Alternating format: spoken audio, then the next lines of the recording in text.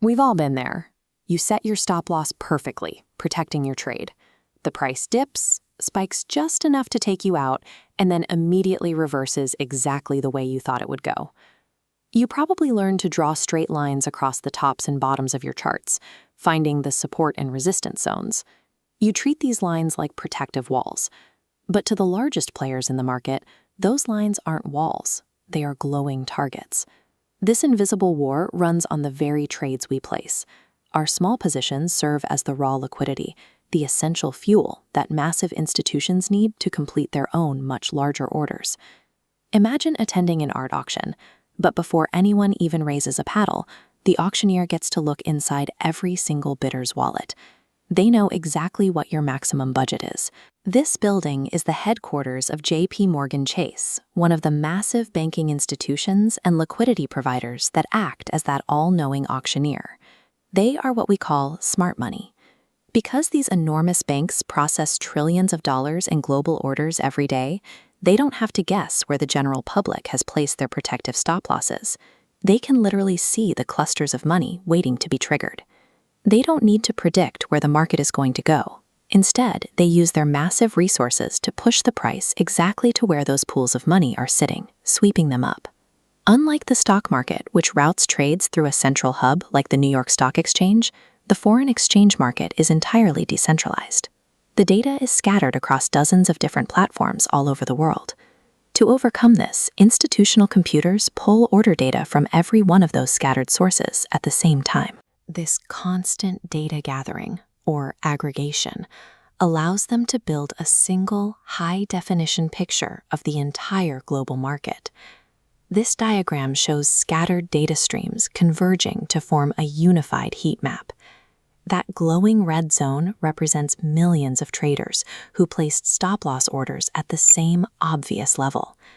Once computers identify this heavy cluster of cash, they deploy iceberg orders.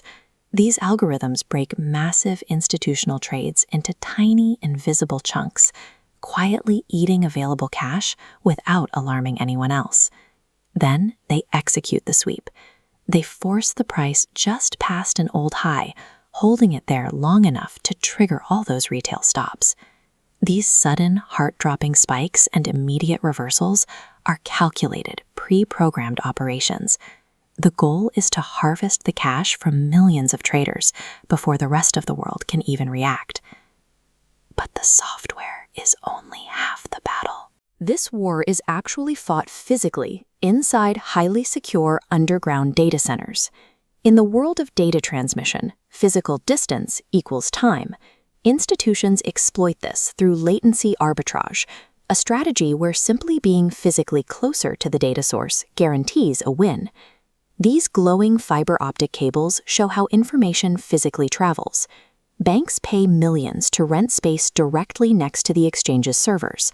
By cutting out miles of physical cable, they receive price updates fractions of a millisecond before the slower data feed reaches your laptop or phone at home.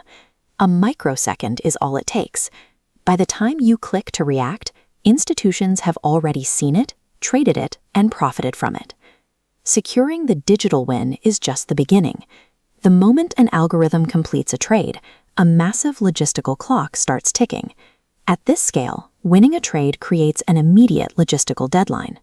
The institution must now physically deliver the billions of dollars they just traded digitally, a high-stakes process of aligning their physical cash with their digital orders.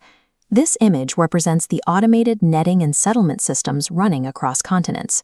Right now, global markets operate on a tight 24-hour deadline. Institutions have less than a day to physically move billions of dollars across international borders to settle their accounts. They rely on automated calculations to figure out exactly who owes what.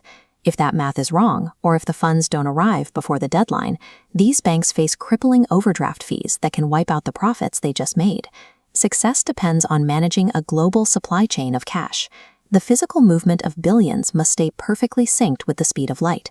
We can now see the entire life cycle of a trade. It begins as a hopeful guess by an everyday trader, gets harvested by a lightning-fast algorithmic sweep, and finishes as a massive physical cash transfer settled across the globe. In this invisible auction, the everyday trader is constantly trying to guess the future by looking at the past. Meanwhile, the institutions are simply executing a cold mathematical blueprint based on the money they can already see. If you want to survive in this environment, you have to stop staring at the obvious lines drawn on a chart. You have to start asking where the hidden pockets of money are sitting. The market isn't a chaotic, random battle of buyers and sellers.